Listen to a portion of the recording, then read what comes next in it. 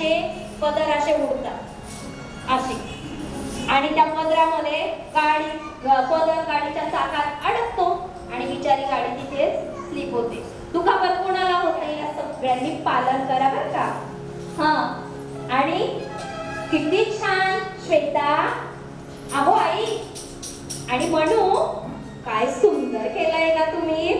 वैभव कुणाची माझी बाई.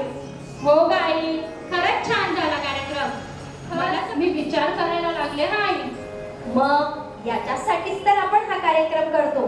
बघ, तू विचार करायला लागली म्हणजे माझं लिहिलेलं गाणं कुठेतरी 20 काय 30% सफल झालं असं मला वाटतं. आज तुझ्याकडे बघून 4 मुलींनी केलं तर अजून 30%.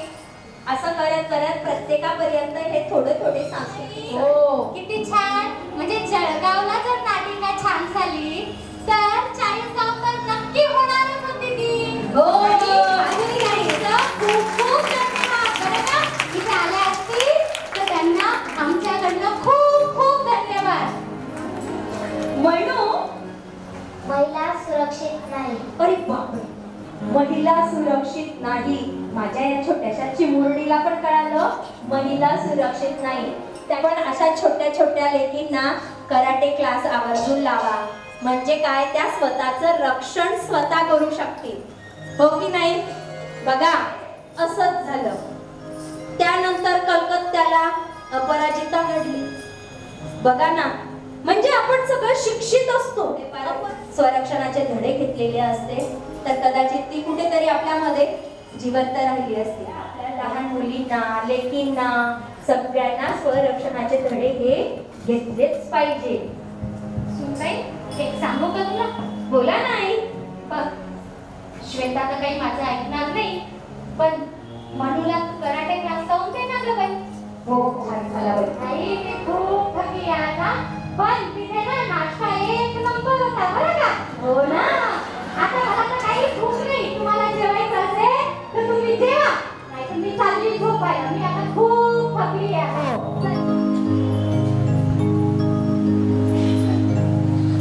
मनोज दादा, काल आहे ना माझ्या आईने सुंदरसं गीत म्हटलं तर मी तुला म्हणून दाखवू का?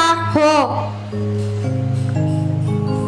साबाईसू बेलाच्या झाडाखाली महादेवा तू हिरव्या रंगीला हार गुंफीला गुलाबाचं फूल माझ्या गुलाबाईला.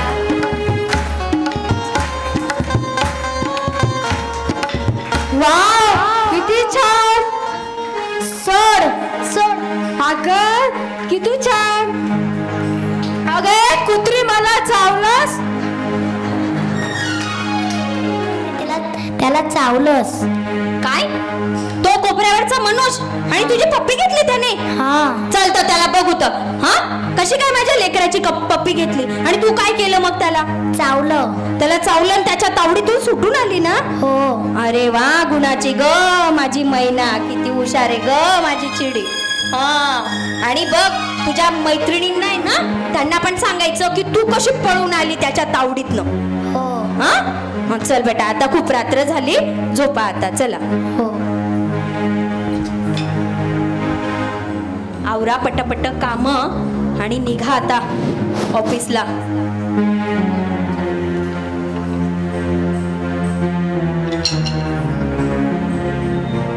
आई, मी निघाली ऑफिसला.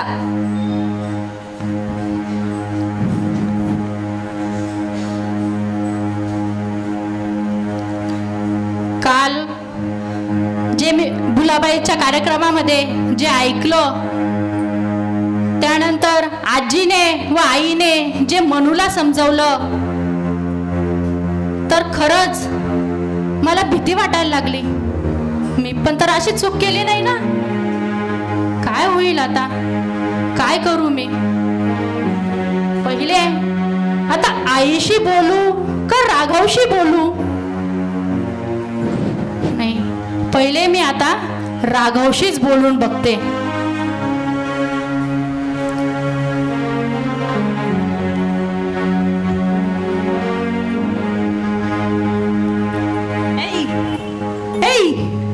राघव, हाय, आलास तू?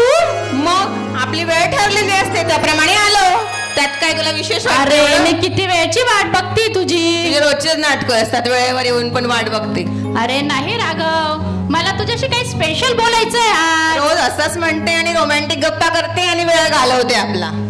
अरे काय तुझं रोजच येते. अरे राघव, पण आज मला तुझ्याशी ना जरा मी आज वेगळ्या मूड मध्ये, मला काहीतरी आज वेगळं बोलायचंय तुझ्याशी. वेगळा मूड तुझा? रोजच्या वेळेवर आलीये, रोज वाट बघते ना, आज कसला वेगळा मूड आहे तुझा? माझ्या लक्षात नाही आलं. अरे राघव, तुला एक सांगू का? एक सांगू करते आणि गोष्टी करत बसते, तासन तास घालवते. रोजच आहे तुझं, बोल. हे बघ राघव, आता आपण असं किती दिवस भेटणार रे? असं आणि किती दिवस म्हणजे काय म्हणायचंय तुला? माझ्या लक्षात नाही येते. असं काय करतो राघव? आपण किती दिवसांपासून भेटतोय ना, असं काही माहित नसल्यासारखं कसं बोलतोयस तू? मला तर काही वेगळं वाटत नाही तुझ्यासोबत, का मी वेगळं करतो किंवा वेगळं बोलतो असं काही मला वाटत नाही. बोलणं, चालणं, फिरणं हे सगळ्यांसोबतच करतो मी, त्यात काही विशेष नाही वाटत मला. अरे राघव, अरे बापरे, ऐक माझं. हे बघ. ऐकतो तर आहे, बोल ना. अरे तू असं का करतोय आज? ऐक ना, मला असा मूड वेगळा वाटतोय. मी तर रोज प्रमाणेच वागतोय तुझ्यासोबत. अरे मला असं वाटतं की आता आपण लग्न करून घ्यायला हवं. लग्न? हो राघव. काय गोष्टी करते तू? तुझ्यासारख्या 56 पोरी फिरवतो मी. माझं स्टेटस काय, तुझं स्टेटस काय, आणि मग त्या 56 सगळ्या गळ्यामध्ये घेऊन फिरू का तुझ्यासारखंच? तू मजाक करतोय ना? मजाक नाही, मी सिरियसली या गोष्टी मी इमोशनली घेत नाही. माझा राघव असं नाही बोलणार. राघव असं नाही, तू मजाक करतोय. प्रॅक्टिकल विचार कर आधी. मी आहे पुढाऱ्याचा मुलगा, तुझ्यासारख्या 56 फिरवतो मगाशी बोललो मी आता. आणि तुझ्याशी लग्न करून काय करू मी? त्या 56 पण गळ्यात फिरू का? तुला काय पाहिजे नेमकं ते बोल मला. मला लक्षात नाही तुला काय म्हणायचंय ते. काय पाहिजे म्हणजे? स्पष्टच बोलतोय मी. म्हणजे मी काय बोलण्याचा रोग समजतोय मला. तुझ्या घरच्यांनी विचारलं चेक पाहिजे का कोरा चेक? पैशावर प्रेम केलंय का राघव मी? प्रेम प्रेम वगैरे ह्या गोष्टी सगळ्या फक्त पुस्तकातच बऱ्या वाटतात, येतात प्रॅक्टिकल मध्ये नाही. आणि मी कधीही असं इमोशनल विचार करत नाही. मी प्रॅक्टिकल व्यक्ती एकदम. राघव प्लीज असं बोलू नको राघव, मी तुझ्या पाया पडते राघव. शेवटचं सांगतोय तुझ्या बोलू नको आणि मला चेक पाहिजे तर चेक घे आणि ओढून जाईन. माझ्या डोक्यात विचार काढून टाकायच्या पुढे माझा विचार सांग. आणि काय करू देवा मी आता? कसं मी चुकून गेली इथं? काय करू? कोणाची मदत घेऊ? कोण मला माझं ऐकून घेईल? काय करू? आजी बोलेल, आई बोलेल, पप्पांना जरी गोष्ट समजली ना, काय करू मी? आई, आई.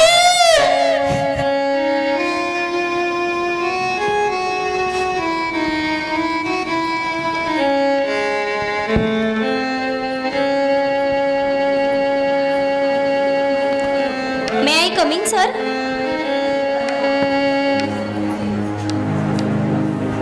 कम इन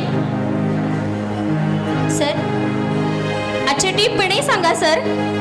स्वप्ना मॅडम, घड्याळीत जरा वेळ बघा थोडी.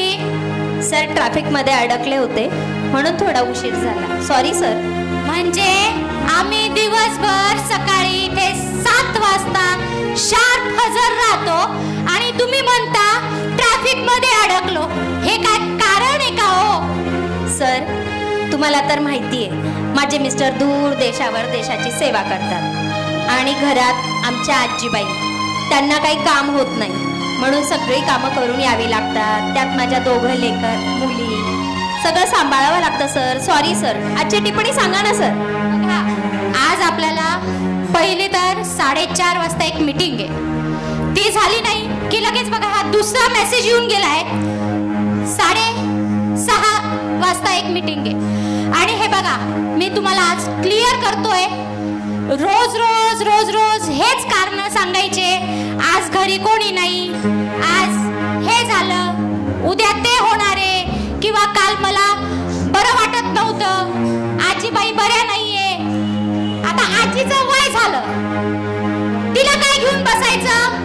मी ह्यासाठी पण तुम्हाला सांगितलं होतं, सजेस्ट केलं होतं की तुमचं जर सकाळून वर्क होत नसेल तर तुम्ही नाईट ओव्हर करा. सर, तुमचं नाईट ओव्हर करण्याचं कारण मला सगळं कळतं.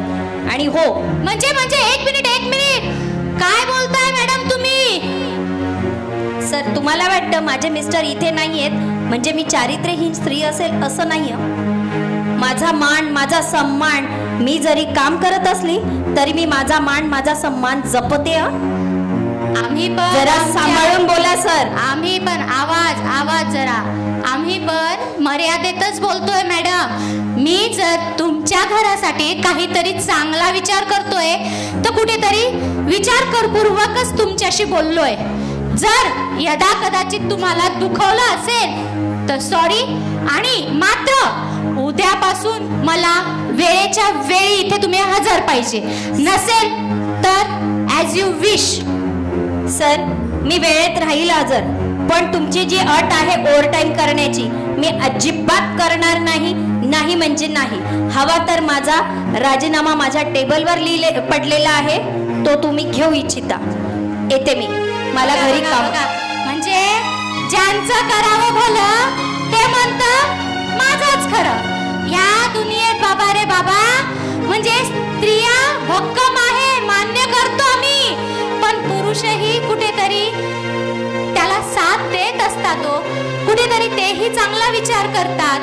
आज त्या मॅडमांचे मिस्टर सीमेवर आहे हे मान्य आहे आम्हाला, पण त्यांनी आज मला वेगळंच विचारात घेतलं ना. माझ्याबद्दल त्यांनी वाईटच विचार मनात आला की नाही? शेवटी एका स्त्रीला पुरुषाबद्दल असंच मनात येणार आहे. पण मी विनंती करतो की कमीत कमी पुरुषांनाही समजून घ्या, स्त्रियांनाही समजून घ्या. इथे सर्वांना समान हक्क आहे आणि सगळे समान आहोत आपण. इथे कोणीच मागे नाही आणि कोणीच पुढे नाही. That's all. आणि हां स्वप्ना मॅडम, बरं मीटिंगला येत आहे का? पण सॉरी सर, तुम्ही ओव्हरटाईम म्हणत असाल तर तुमची मीटिंग मला नकोय. तुमची मीटिंग तुम्हालाच लक लागो. बरं ठीक आहे, ओव्हर टाईम नका करू. पण तुमचं काम छान आहे म्हणून तुम्हाला पुन्हा एकदा रिक्वेस्ट करतो, ऑफिसवर सोडू नका. तुम्ही आम्हाला साथ द्या, आम्हीही तुम्हाला मदतीचा हात नेहमी ठेवू. ठीक आहे सर. आता सर संध्याकाळचे 6 वाजले, मी निघते. बरं ठीक आहे. काय करावं? बॉस म्हणतात खरं की माझ्या मनात विचार नाही, पण एका स्त्रीला 6 सेन्स असतो. समोरचा व्यक्ती आपल्याबद्दल काय विचार करतो हे तिला बरोबर कळतं आणि ती बरोबर हेरते. आता ज्याप्रमाणे मी माझा 6 सेन्स जागृत करून त्यांना जाणीव करून दिली की तुम्ही योग्य बोलत नाहीयेत, ते लगेच मागे रिव्हर्स झाले. मला वाटतं सगळ्या महिलांचा आपला सजगपणा जागृत ठेवला पाहिजे आणि वेळीच सावध राहिलं पाहिजे. काय करावं? रोजची कटकट, रोजची मरमर, आणि काय हा ट्रॅफिक. माझी लेकरं घरी वाट बघत असतील.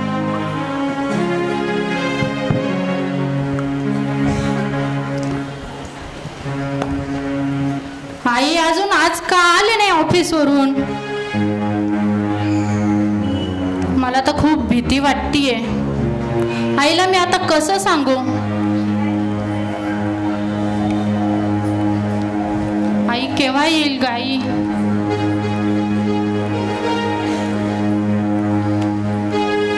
टिंग टॉंग आली वाटतं आई.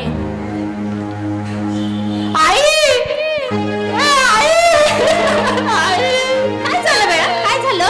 तू आली? काय झालं माझ्या राजाला? आणि काय काय रडते काय बेटा तू? आई तू आलीस, मला खूप बरं वाटलं ग आई. काय झालं बेटा? तुझं कोणी नाव घेतलं? कोणी तुला छेडलं?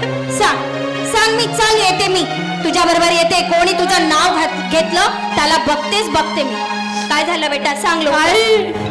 आई तू मला रागवणार तर नाही ना ग आई? रागवणार नाही म्हणजे काय म्हणायचंय श्वेता तुला? श्वेता, मी काय विचारते तुला? आई कोपऱ्यावरचं घर ना काय काय हा तिथला राघव नावाचा मुलगा आहे, त्याने मला फसवलं काय, मला फसवलं. फसवलं काय? फसवलं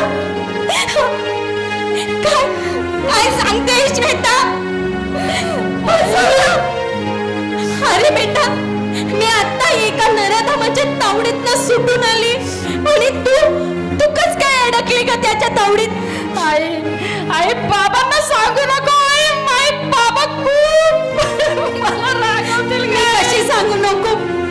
सांगू कशी नको? तुझे बाबा दूर देशावर देशाची सेवा करताय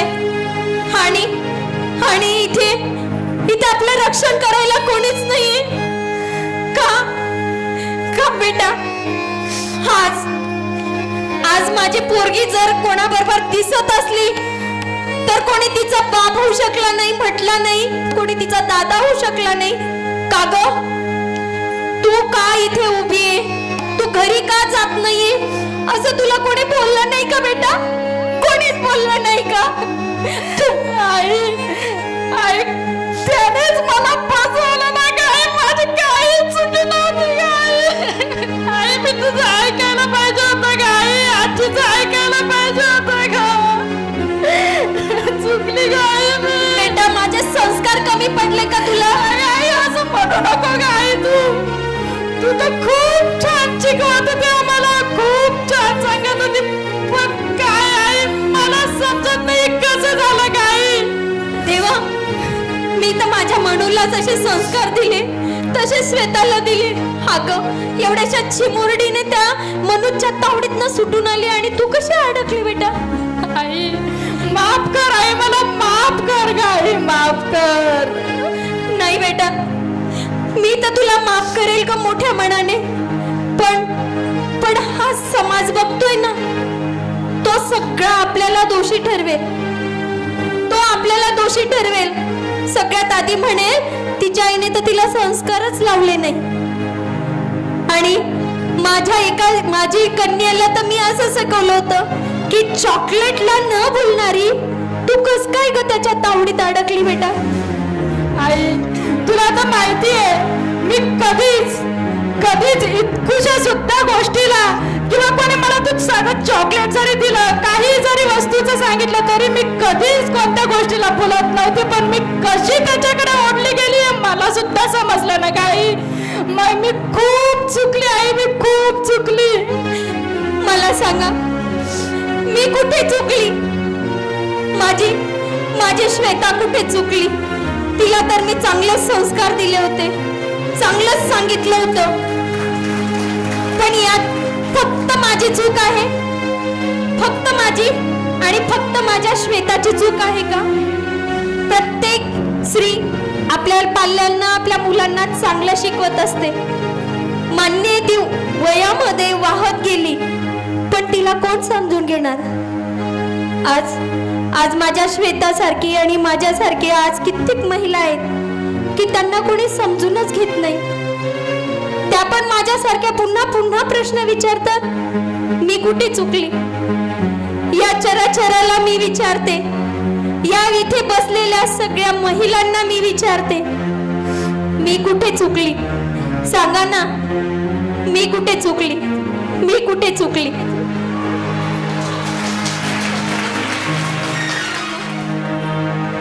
मला खरंच प्रश्न विचारा वाटतो, जसा माझ्या मनाला प्रश्न पडलाय की मी कुठे चुकली, माझी श्वेता कुठे चुकली. बघा, मुलींचं वय असतं, त्या वयामध्ये त्या वाहत जातात.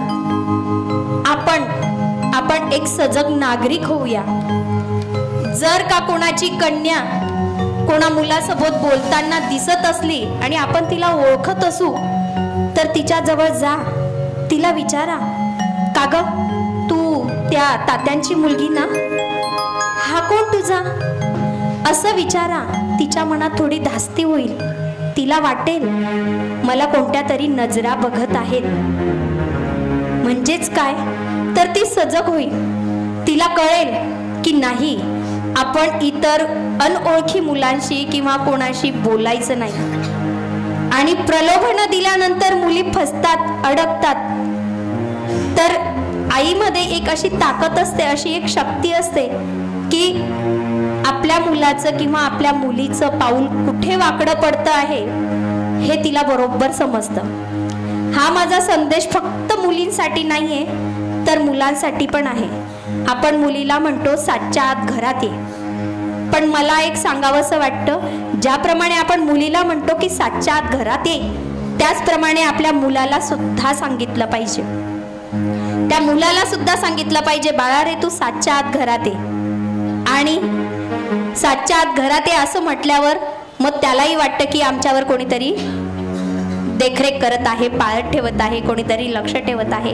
म्हणून सांगते, घरातले जी ज्येष्ठ व्यक्ती असते, आज माझ्या श्वेताला कळालं की आजी सांगत होती, आई सांगत होती. आज मनू छोटी होती, तिला वेळीच सावध केलं गेलं म्हणून ती पटकन मनोच्या तावडीतनं सुटून आली. पण कदाचित श्वेताला ते तिच्या वयात कळलं नसेल म्हणून ती फसली गेली. तर माझ्या या नाटिकेमधनं प्रत्येक पात्र विचारत आहे की मी कुठे चुकली. श्वेता म्हणते मी कुठे चुकली, आजी म्हणते मी कुठे चुकली, तो राघव पण म्हणतो मी कुठे चुकला, मी तर 56 पोरी फिरवतो. आणि मनू पण म्हणते माझ्याही कुठे चुकली.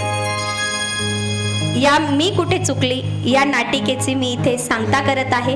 माझा फक्त महिला भगिनींना आणि सर्व समाज बांधवांना जे लाड शाखीय वाणी मंगल कार्यालयामध्ये जो कार्यक्रम ठेवला त्यांची, माधुरीताईंची, आम्ही सर्व मी कुठे चुकली या नाटिकेच्या सर्व पात्र तुमचे खूप खूप ऋणी आहोत.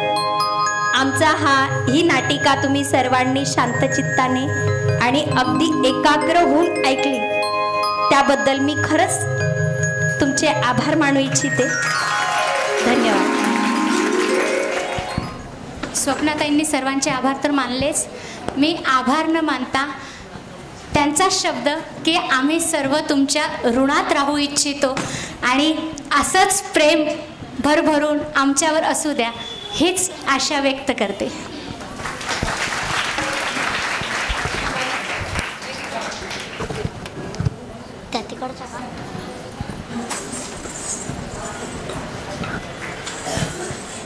कोणाला स्पीकर द्यायचा आहे, कोणाला स्पीकर द्यायचा आहे. विचारात परिवर्तन म्हणूया, विचारांना एक नवीन दिशा मिळाली. आणि खरं आहे मैत्रिणींनो, अनेक प्रसंग आपण ऐकतो, बोलतो आणि चवीने चघळतो, पण त्याची पाहिजे एक समाज घटक म्हणून आपण त्या चुकणाऱ्या मुलीला किंवा मुलाला जाणीव करून दिली पाहिजे. हे आपलं कर्तव्य आहे. हे आपण सोयीस्कररित्या विसरतो. कोणी दिसलं त्याला हटकणं सोडून देतो. खूप लहान वयात मुलं आपल्याला व्यसनांच्या आहारी गेलेले दिसतात. ते आपल्याच परिचित असतात, कोणी आपल्या ओळखीतलं असतं, कोणी नातेवाईकातलं असतं. अशा ठिकाणी सुद्धा हटकणं ही आपली जबाबदारी आहे. आपल्याच जवळच्या एका शहरातनं आपल्याच समाजाची एक मुलगी 2 दिवसापूर्वी पळून गेलेली आहे. ही गोष्ट सांगण्यासारखी नाही, पण आता सांगितली पाहिजे, कारण आपल्याला त्याची जाणीव असायला हवी. आपल्याला लोक आपलं धर्मांतर करण्यासाठी आपल्या मुलींना भरीस पाडत आहे.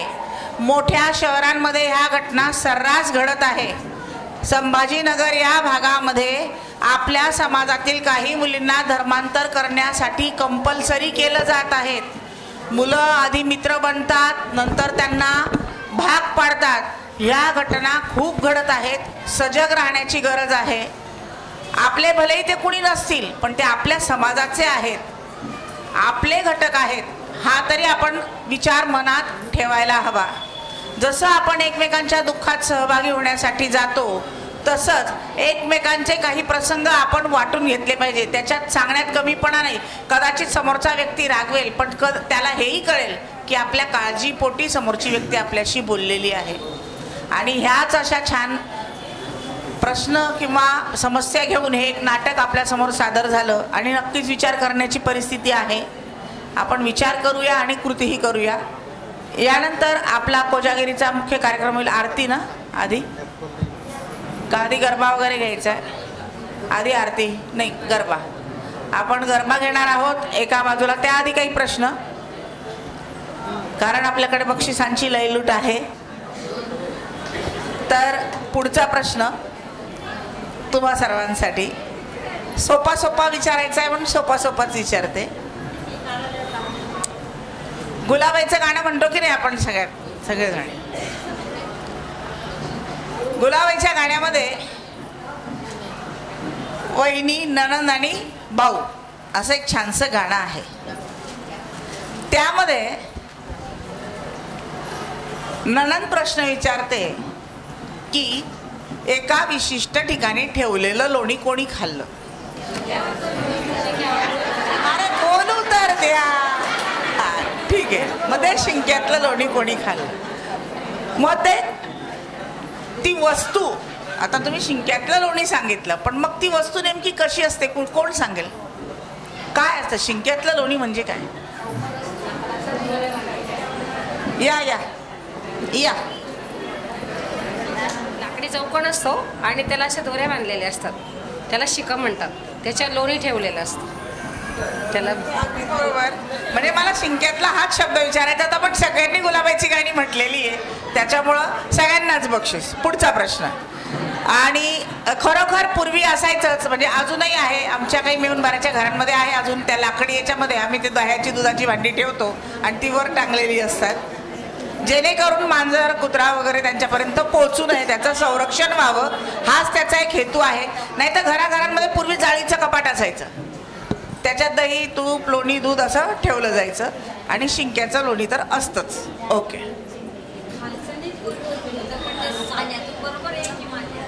हां, साण्यातून मांजर आले असेल मग असू शकतं. ठीक आहे. यानंतर पुढचा प्रश्न. मैत्रिणींनो, कोजागिरी साजरी केली जाते. कोजागिरी साजरी करताना आपण ज्याप्रमाणे दूध आटवतो त्याचप्रमाणे दूध उतू जाण्याचा पण एक उत्सव असतो. या पहिलाच हात अगदी सांगायच्या आधी या या या. दूध उतू जाण्याचा तो उत्सव कोणता. या. उतू जाण्याचा उत्सव. उत्सव हा या विचारलेला आहे. या ना बाई, किती या म्हणा. रथसप्तमी. सौ संगीता रवींद्र शंकर. सौ संगीता रवींद्र शंकर. उत्सवाचं नाव सांगा. रथसप्तमीच्या दिवशी. अगदी बरोबर. रथसप्तमीच्या दिवशी चुलीवर मातीच्या भांड्यातनं दूध उतू जाण्याचा आपला प्रघात आहे आणि केलंच पाहिजे असं म्हणतात. सूर्याच्या संक्रमणाचा तो परमबिंदू असतो म्हणून दूध उतू जाऊ देतात. शिनकर शिनकर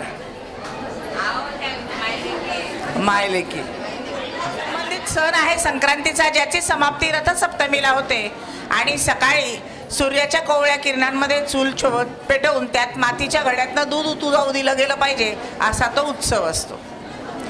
यानंतर घ्यायचा गरबा.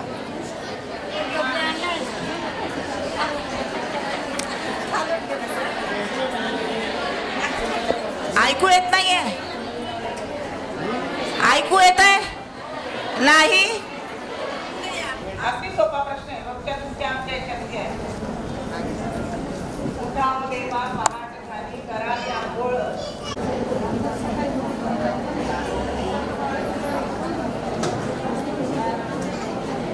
जनाबाईंची रचना आहे आणि हे यासाठी की हे जनाबाईंचं सप्तशताब्दी वर्ष आहे आणि त्यांच्या एकूण अभंगांचं जे पुस्तक प्रसिद्ध झालं त्यामध्ये त्यांनी हा अभंग विठ्ठलासाठी लिहिलेला आहे. आणि विठ्ठलाचं रूप आपण श्रीकृष्णाचा रूपात व्यंकटेश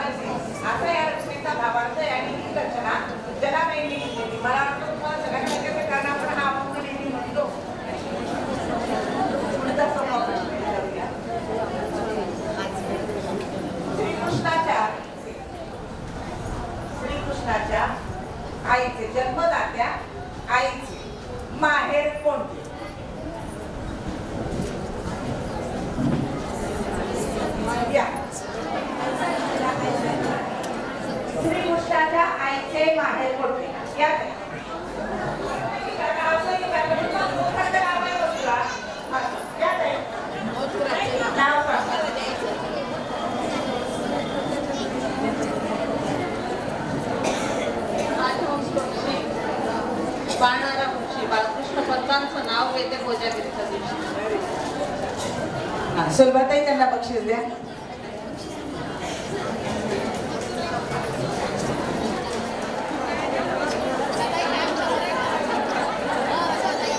यानंतर आजची जी नाटिका सादर झाली त्याची संकल्पना ती आपल्या प्रत्येकाकडे यायचंय.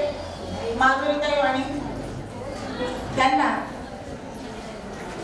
यानंतर ज्यांनी नाटिका सादर केली त्या समूहातील दायमा मॅडम आपलं मत व्यक्त करते.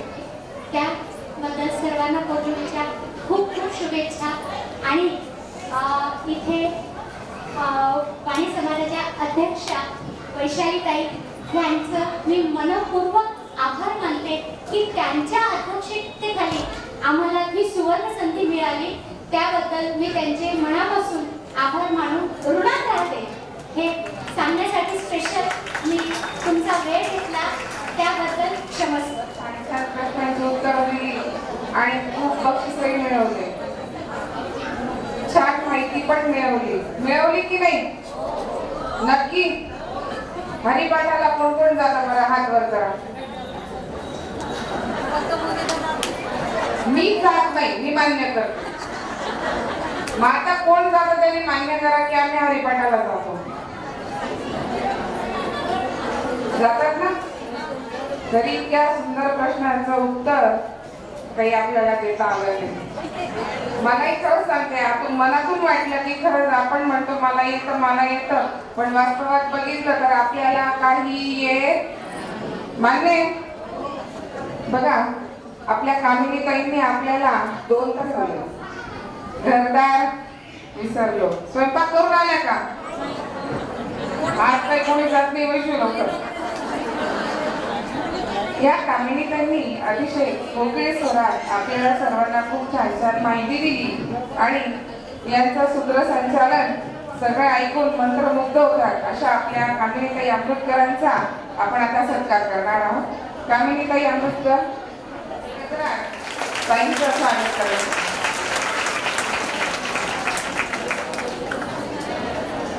त्याच्याकडे वळणार आहोत. बघा, थोड्या चेअर इकडे घ्या, थोड्या चेअर इकडे घ्या, म्हणजे तुम्हाला हा मधला जो स्पेस आहे हा गरबा खेळण्यासाठी उपलब्ध होईल. तर थोडं थोडं सगळ्यांनी सरकून घ्या आणि जागेवरून आता उठा, पाय धरून आणि थोडे हा राऊंड मोठा करा. मागे सरका, मागे.